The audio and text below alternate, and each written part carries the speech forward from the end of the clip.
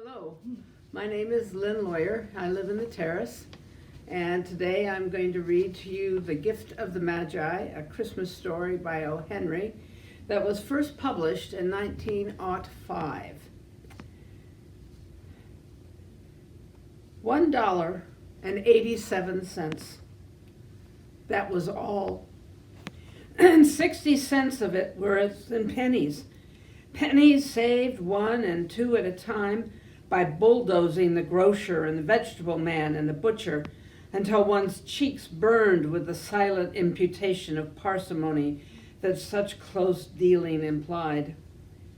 3 times Della counted it, $1.87, and the next day would be Christmas. There was clearly nothing to do but flop down on the shabby little couch and howl. So Della did it, which instigates the moral reflection that this life is made up of sobs and sniffles and smiles, with sniffles predominating. While the mistress of the home is gradually subsiding from the first stage to the second, take a look at the home. A furnished flat at $8 per week.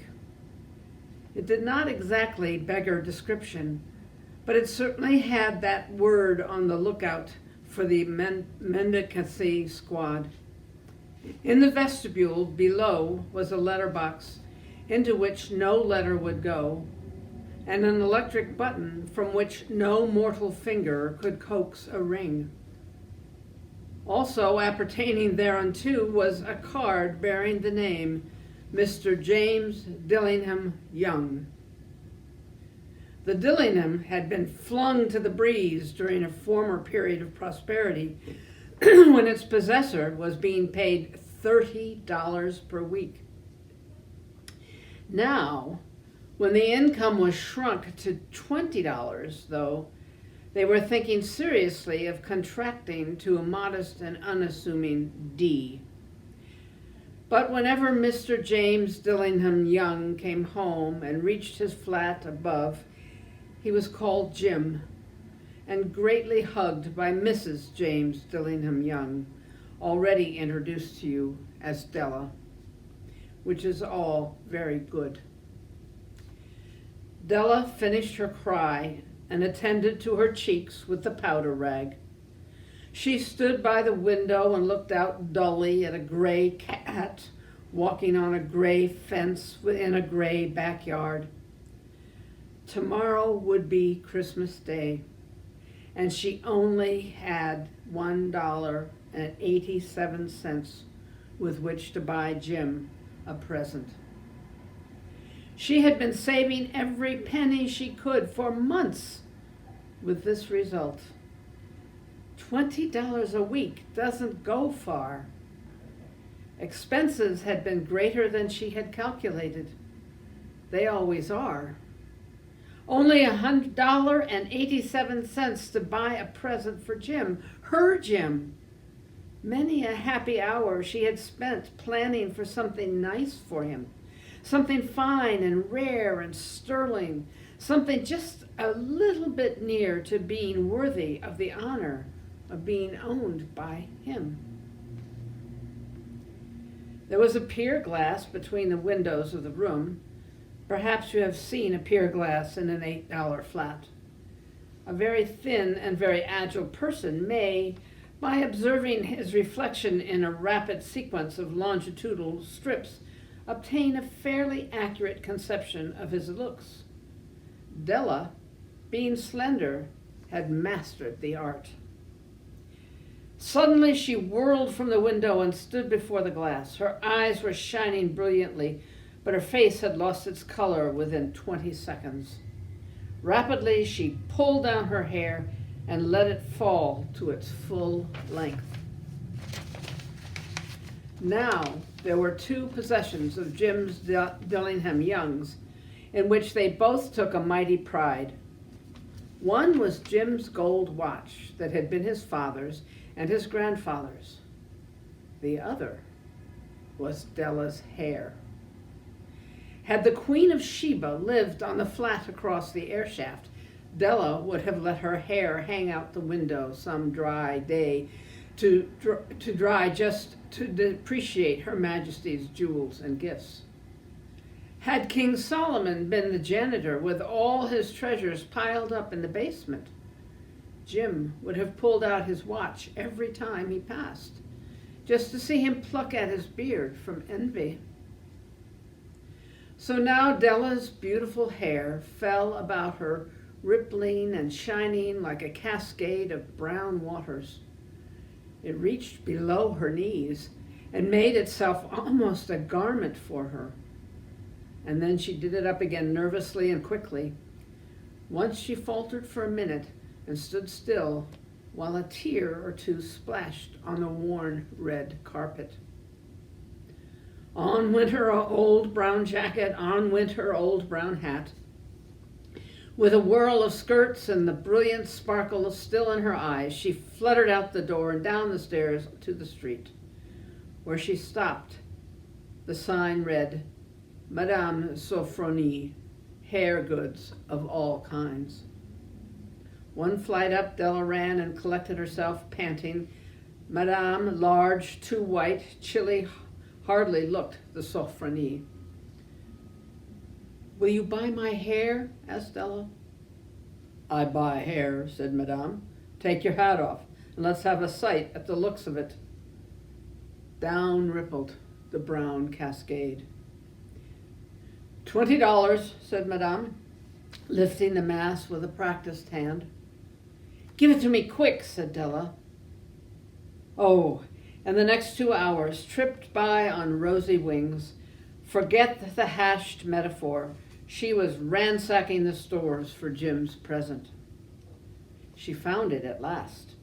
It surely had been made for Jim and no one else. There was no other like it in any of the stores, and she had turned all of them inside out.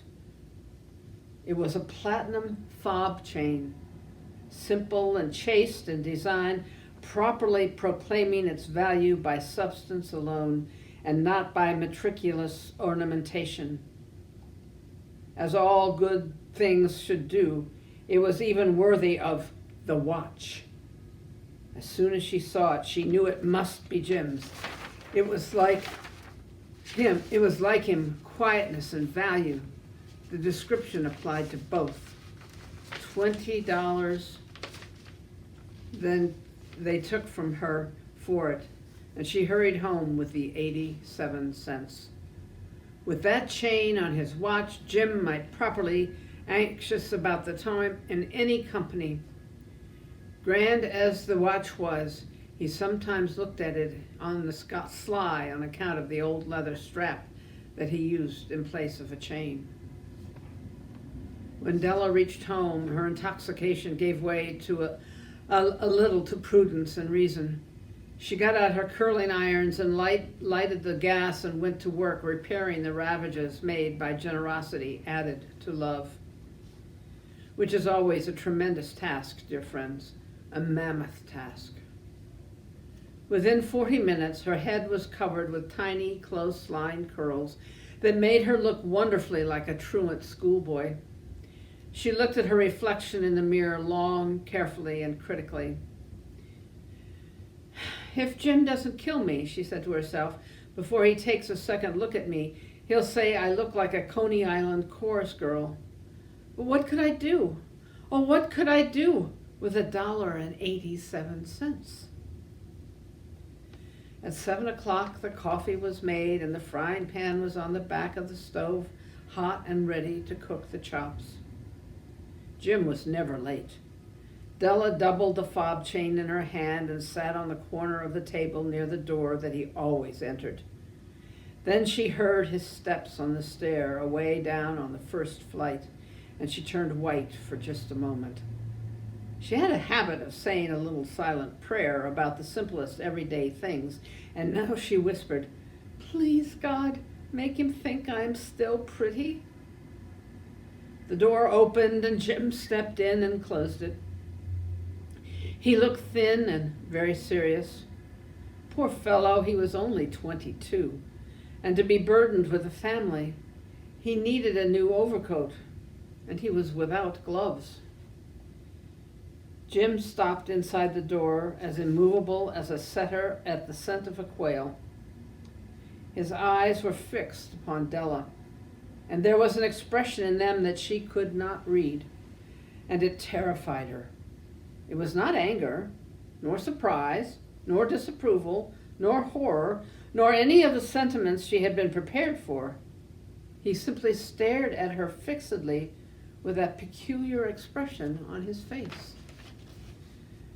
Della wriggled off the table and went for him.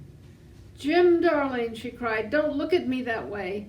I had my hair cut off and sold because I couldn't have lived through Christmas without giving you a present. It'll grow out again. You won't mind, will you? I just had to do it. My hair grows awfully fast. Say Merry Christmas, Jim, and let's be happy. You don't know what a beautiful, nice gift I've got for you." "You've cut off your hair," asked Jim laboriously, as if he had not arrived at that patent fact yet, even after the hardest mental labor. "Cut it off and sold it," said Della. "Don't you like me that just as well anyhow? I'm me without my hair, aren't I?" Jim looked about the room curiously. "You say your hair is gone?" he said, with an air almost of idiocy. "You needn't look for it," said Della. "It's sold, I tell you, sold and gone, too. It's Christmas Eve, boy. Be good to me, for it went for you. Maybe the hairs in my head were numbered." And she went on with sudden serious sweetness, "But nobody could ever count my love for you. Shall I put the chops on, Jim?" Out of his trance, Jim seemed quickly to wake. He enfolded his Della. For 10 seconds, let us regard with discreet scrutiny some inconsequential object in the other direction. $8 a week or $1 million a year. What is the difference?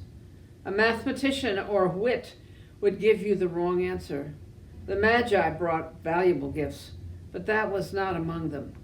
This dark assertion would be illuminated later on. Jim drew a package from his overcoat pocket and threw it upon the table. "Don't make any mistake, Dell," he said, "about me. I don't think there's anything in the way of a haircut or a shave or a shampoo that could make me like my girl any less. But if you'll unwrap that package, you may see why you had me going there for a while at first."